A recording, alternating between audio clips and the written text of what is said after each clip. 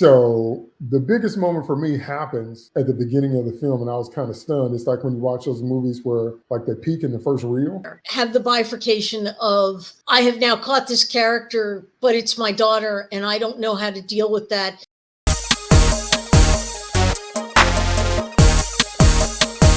What's up, y'all? DT2 Comic Chat here with a review of Across the SpiderVerse. What do you think, James? Yeah, it's interesting to think about. Just the heroes that we all really know and that resonate with us have that tragedy. We know that Bruce Wayne lost his parents. We know Peter Parker lost his Uncle Ben and everything. Superman lost his entire planet. And we see that tragedy kind of is their defining moment. But there's also then The Brave and the Bold issue 200, where Batman and Robin go back in time and to this alternate universe, I think it was, and they're able to prevent the murder of Thomas and Martha Wayne in that alley. And young Bruce Wayne sees these colorful characters jump out and stop the murder of his parents. And the last page of the issue is him thinking about them. He goes out to his tree as a little kid and he starts doing pull-ups. He's going to be a crime fighter, just like the people who saved his parents. So there is that possibility of having a hero without the tragedy. It's just a different type of hero. So I kind of, in that instance, I would kind of agree with what Elektra said, that we can have it. It's just going to be a different offshoot of that same outcome. Yeah, it's a different edge, if you will, because Bruce Wayne, with a desire to fight crime, doesn't have the same edge as an angry, broken young man that's trying to avenge his parents' death and felt helpless. True. Now, that's a good point. I don't know if I like those versions better, but I definitely understand the theory behind them. Okay, so the biggest moment for me happens at the beginning of the film, and I was kind of stunned. It's like when you watch those movies where like they peak in the first reel. Now, you have to be a master storyteller to amp up the story after that event. But for me, that event was when Gwen ran out of options, had to reveal to her father that she was indeed Spider-Woman, Spider-Gwen, Ghost Spider, whichever name you know her by. And then he continued with Miranda rights. Now, that moment made me lose my breath. I was like, holy cow. Yeah. And so that, I think, was brilliant. That, I think, we needed a strong enough motivator to see why Gwen would leave her reality. And I think that was on point. And I was like, there's so many levels. Are you saying your commitment to justice is greater than your commitment to your child? Are you saying you've been so embarrassed by this, I have to make an arrest, I got to bring somebody in? Are you saying I love you, but you're still guilty? You know, everything's so caught up in that. And it was just such a stunning moment in the movie, because she's running from two things. She's running from facing her dad and running from what she knows is going on with Miles. Still far more interesting to me in this. What did you think about that moment? Start with James and Elektra. What did you think about that moment when Captain Stacy is like, I'm still bringing you in? Yeah, there were a couple people in my screening who audibly gasped when he just started going ahead and arresting her. It's like, that's your daughter, you're kidding me. But that, I think, it helps establish a little bit of his character too, because we see, I'm by the book. It doesn't matter, you're my daughter, I have to. And it really kind of, resonates that this guy is someone who's by the book. He's going to do things the right way no matter what. And it tells us a lot about his character, what he's all about as well. Whether or not, if this was to happen in Earth 616, if Captain George Stacy would have done that same thing in our world, we know that, I think, if I remember correctly, they retconned so many things in Marvel, but I believe that we realized that Captain Stacy realized that Peter was actually Spider-Man before he died. But I think they kind of retconned that in as well. So it just, but I like you said, that gave her a reason. That was her motivation from then forward. And I think we were immediately from that point, the entire audience was all in behind Gwen for, yeah, whatever you got to do, we are now on your side for the rest of this movie. And it worked well from a story standpoint. Elektra. Gwen already had a lot of stuff going on there. Even going up to that point, she already knew Miles. She already had a whole lot of stuff going on. Mm-hmm. And her father was pretty one note. He was focused solely on, I need to catch the spider. The spider is the one that's done all this bad stuff. And he needed to become a more dimensional character for the audience as well as for himself to make the discovery. And he needed the tragedy as well there. Have the bifurcation of, I have now caught this character, but it's my daughter and I don't know how to deal with that. And when you don't know how to deal with things and you're a cop, you fall back on training. And training is, I will make this arrest and I will just go on autopilot and then I will think about it later. And they really, really wrote that well. Looking at it from both sides, I thought they wrote him particularly well. They amped up the tension so well there for both of them. That's one of the best written parts of the whole movie. Yes, from a writer's point of view. Agree completely. And also I have to throw in the moral cheat, because very rarely do we talk about the moral cheat. They mention it sometimes, and when I say they, I mean civilians, particularly law enforcement. We saw it in Star Trek 4, where Kirk had stolen the Enterprise to rescue Spock in Star Trek 3 and broke every rule you could break as a captain. So he has to come back home to Earth to face the music. On his way home, he saves the planet. So they factor that into his judgment. This is what they do with vigilante. It's the moral cheat. We let them do what they do because they handle threats that we can't. We let them run around in costumes. We let them operate outside of the law because they are all criminals. Superman's a criminal. He takes the law in his own hand. But because they do stuff that we can't do, we applaud them. We look the other way or whatever. Until it's something we don't like, then all of a sudden, now you're a criminal. That's the moral cheat of superheroes. A Batman runs into it more than most, but that's always the thing. As soon as Darkseid shows up, as soon as Doomsday shows up, as soon as Luthor has a world-destroying plot and you can't fix it, you don't have any problem with those costume crazy adults that operate outside the law saving your bacon. You don't have any problem with it then because you can't do it. It's just that if that goes sour, then all of a sudden now all the crimes that they've broken have to be dealt with. And I always find that interesting. I love when stories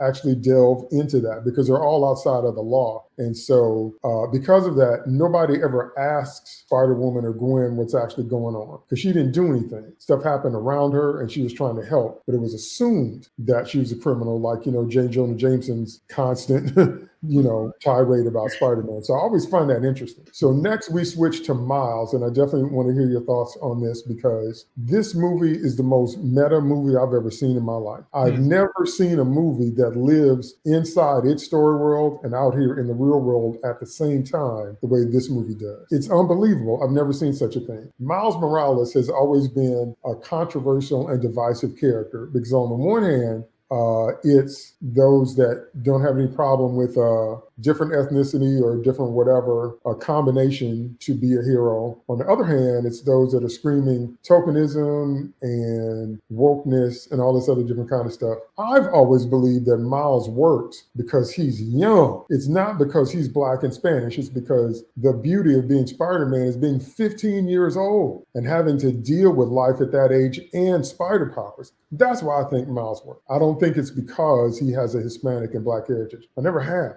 but that's just me. So what they do is there's a lot of Spanish in the film. There's a lot of cultural winks to what your life would be like when we meet Miles. There's a lot of pulling the camera back and seeing what his life is like. So what did you guys think about when we first meet Miles and we kind of get introduced to him? How did you feel about that? Did that push you away from the film? Did it draw you into the characters? What? I'll start with Electra. I loved it. I loved that we got to see more about a lot of the characters with their home life and more about their families than we had seen in the prior film. The prior film was more about Spider-Man. This film was about Gwen and Miles and Peter and some of the other characters. We really got to see who they were and who they were inside. It really got into them as people. Because we sometimes forget when we see these dressed up characters that there are people inside the suits. And this one really opened it up. I really enjoyed that. And I appreciate what you're saying about him being 15, because the original Spider-Man, when we first are introduced to him, he's about that age as well. The original Peter Parker. That's right. James, what do you got? Yeah, I think to Electra's point, the first movie was more about what it is to be Spider-Man. The second movie is more like what it is to be Spider-Man to these individual characters. Because we had Peter Parker, Spider-Ham, we had, May Parker and all the other Spider people in the first one. And it was centered around this, we've lost one of the Spider-Men and all these other ones rally around, defeat the bad guy and save reality. And this one really got into the nitty gritty of what's it like to be this particular version of Spider-Man. What's it like to be a young girl whose dad is the police captain and thinks Spider-Man's the bad guy? What's it like to be a young kid who's just got his spider powers and doesn't know exactly what to do, but he's trying to do his best? What do his parents think about this? And that I love the interaction they had with when it's Miles is Spider-Man helping his dad, and they're kind of having that talk on the rooftop after he first fights the Spot. I thought that little talk says a lot about him. He's trying to be a man and puts on the deeper voice, but he's worried about what his dad thinks of him. Does he approve of this character? And so I think we got a lot more personal. And I don't want to say the first movie was surface level, but we really got a lot deeper into the aspects of not what makes a hero, but what makes these characters heroes. That's really well said. And you're right. It was so grounded. Like, I felt like it was relatable just from living life, just the stuff they went through. So, okay. Next two things up is the Spider-Man or the Miles and Gwen romance. I have completely opposite opinions about that. My positive opinion is the dance of the webs, the dance of the swinging that they did over the city, and the way they talked and flirted and weaved in and out of each other's webs and got on the roof. And then in that beautiful perspective shot when Gwen walks underneath the precipice and flips everything upside down, then you can tell her ponytail's up, but we see them from right side up, and Miles matching her every move, and then demonstrating the spider reflexes, being quick enough to react in traffic to not hurt each other. Now I have to question how they talk to each other when they were very far apart, kind of like when the Flash runs. How did you hear that? But anyway, I'll let that one go.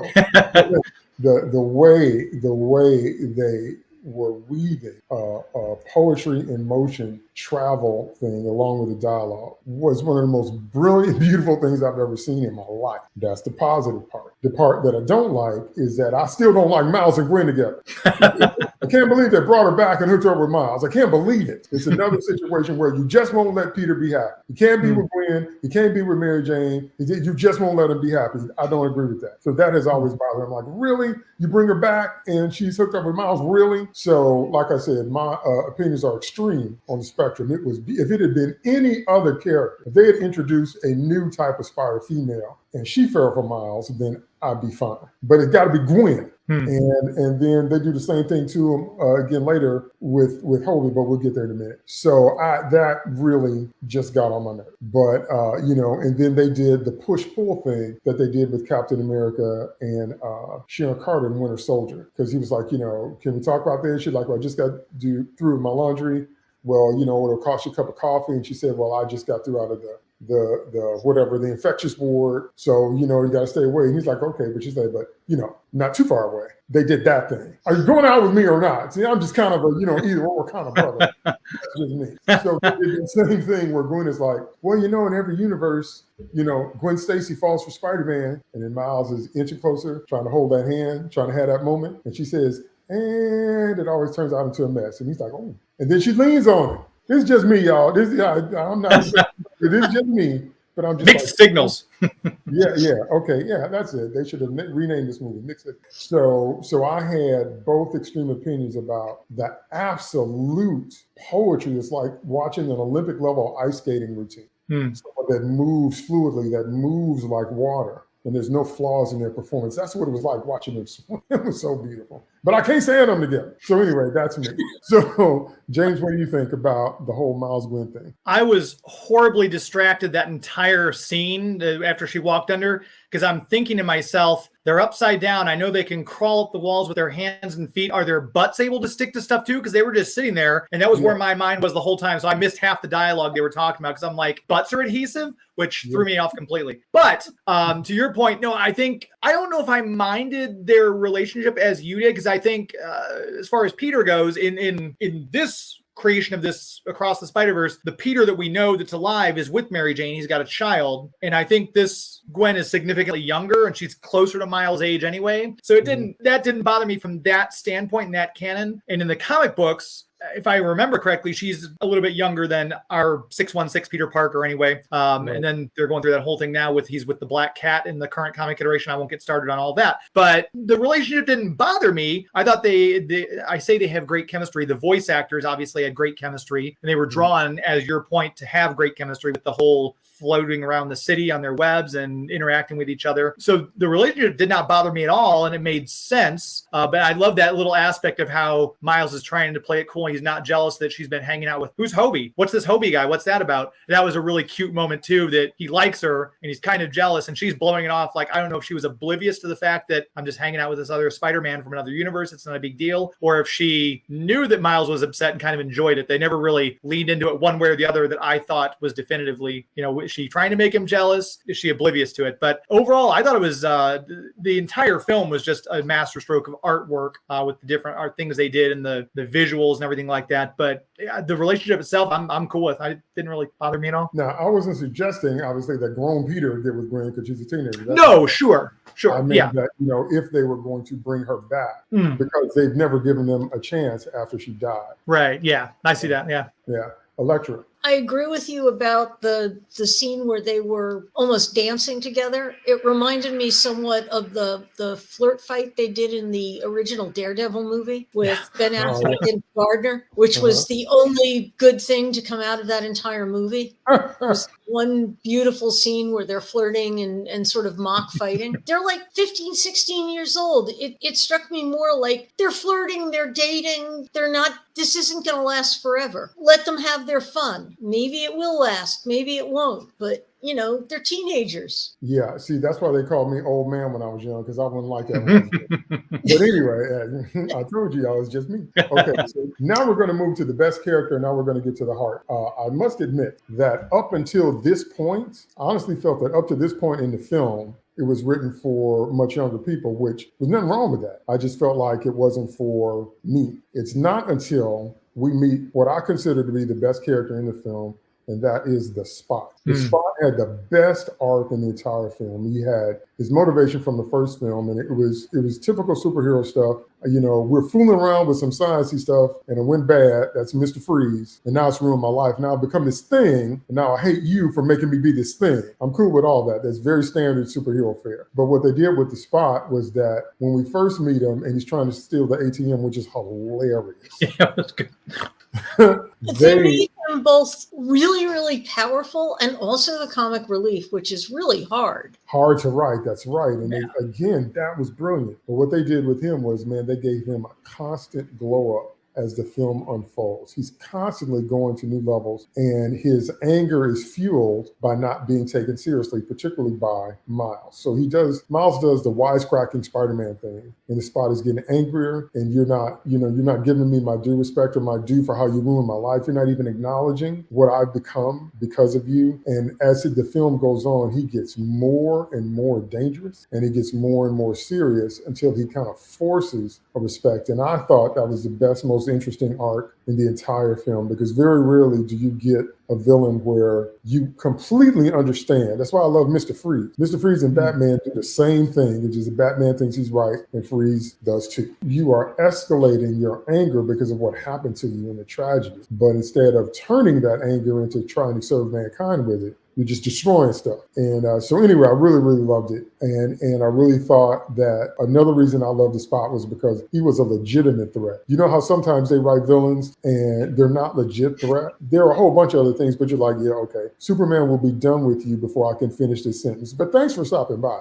So, so this escalation with the Spot was real. It was real. It was visceral. It was, if, we're suspending our disbelief in such a thing to watch this happen, I totally bought it. So what do you guys think about the Spot? Electra. He started out as a threat, and he made himself even more powerful, and he may have been wisecracking, but he got to be pretty superpowered. He was legit, as you would say. And also the stark black and white in contrast to most of the spider people was also just, I think, very deliberately done. Yes. The use of mixed animation styles in this film is also groundbreaking. We've never seen anything like this. And it's probably one of the bigger selling features of watching the film, because it's visually spectacular on one hand. On the other hand, it's sensory overload, but we'll get there in a minute. James, let's talk about the Spot. Yeah, this was one of those villains. He came out in the maybe early 80s in Peter Parker, the Spectacular Spider-Man, and he was kind of a bit of a joke. He was, the powers, but in the comic books, I can't remember which writer it was, turned him into, there's an issue of Jessica Jones where she's having a hard time. She and Luke Cage are fighting the Spot, and he's kicking the crap out of them because they don't know how to do it. And it's one of those things, we kind of saw that progression in the movie, which I enjoyed. At first, he's trying to steal an ATM. He wants money. He's still trying to figure his powers out. And Miles doesn't take him seriously, because why would you? And then we see in just this 2-hour and 20-minute movie that progression that we saw in the comic books over 40 years, that now he is a legitimate threat. He's building his power. So the fact that they kind of mimic that 40-year stretch of this kind of an obscure character, really, because we think of Spider-Man villains, there's Doc Ock, there's Hobgoblin, there's Vulture, there's Kingpin.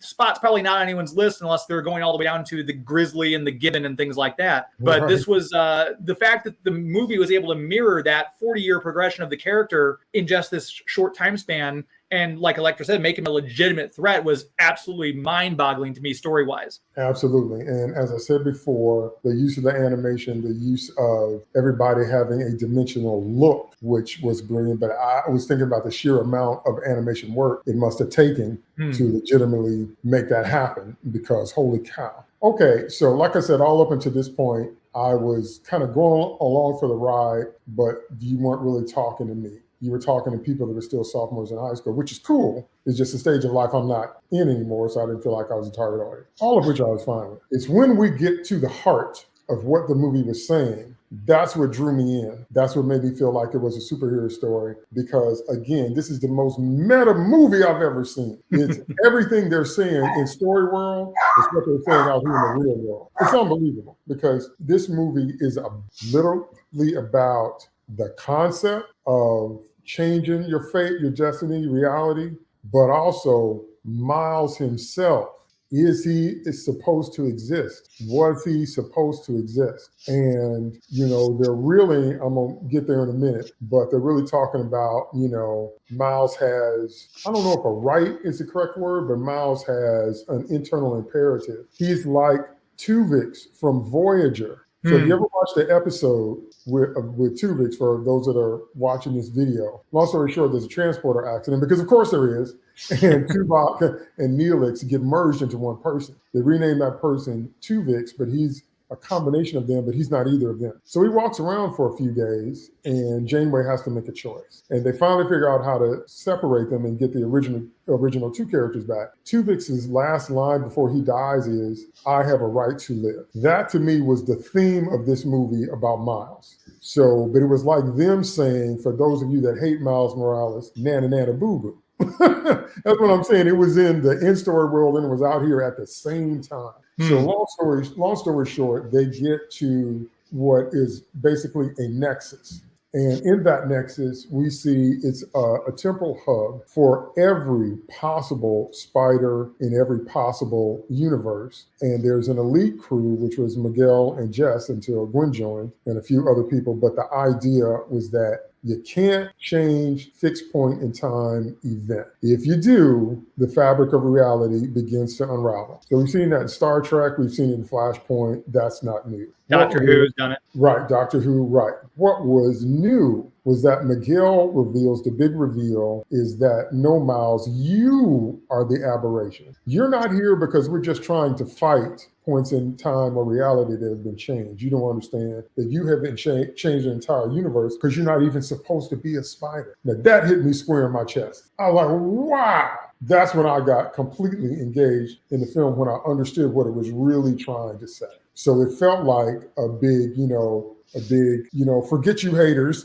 to all those that didn't like Miles. And in story, the moral dilemma, which again, the writing is brilliant. It's the same Tuvix thing. When I find out I wasn't supposed to be who I am, do I keep going as who I am? Or do we have to go back and fix it? What about the people that died because something was wrong? It's just so deep and intense. So I want to hear you guys' thoughts about that, because it took me a minute to really absorb the different levels this was existing on. But as I absorbed them, I was like, wow, because it then begs the question, what would you do? The way they got Miles there was that they showed every spider person have their moment where they're standing over someone they love that's dead because of them. And that's when they switched from showmen to hero. And then that's when he figures out, wait a minute, police captains inspire people's lives dies. Wait a minute, my dad's a captain. And then Miguel takes it to a whole new level. So I threw a lot out there. So let me hear what you think. Start with James. I hadn't thought about it from that aspect that you pointed out, that, you know, the Miles Morales haters out there are suddenly like, oh my gosh. And I'm wondering, now that you said all this, how many people who went into the movie not being the biggest fans of Miles Morales are now squarely in his camp, because we've been along with him for this ride the entire movie up to that point. I'm like, oh my gosh, they're now saying this shouldn't even be a character. Tuvik's thing you pointed out was great. And like I said, they've done it in Doctor Who, where the doctor takes Rose back to see the death of her father, and she interferes and stops it. And all of a sudden these time things come in, because you can't mess with time. I mentioned the Stephen King novel before, and when he goes back, they make the comment, time will push back on you. Time doesn't want to change. It's you know, supposed to be this path. So all those things kind of make you really stop and think about the consequences of not being, I won't say allowed to exist, but finding out that you shouldn't be here. And we just got done watching the series Severance season 1, where they go into work and their minds transfer their consciousness. They only remember their lives at work. When they go out, they can only remember their outside lives. And the point is, are these two separate people, or is it one person existing in two different places? So that whole thing is now like a mind-blowing thing that you've just pointed out, that particular aspect of it. I was not thinking of it from that standpoint. But I think that if you're suddenly hit with that truth, of course, you're going to fight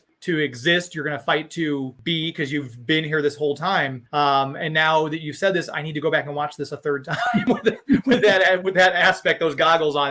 That's a brilliant point.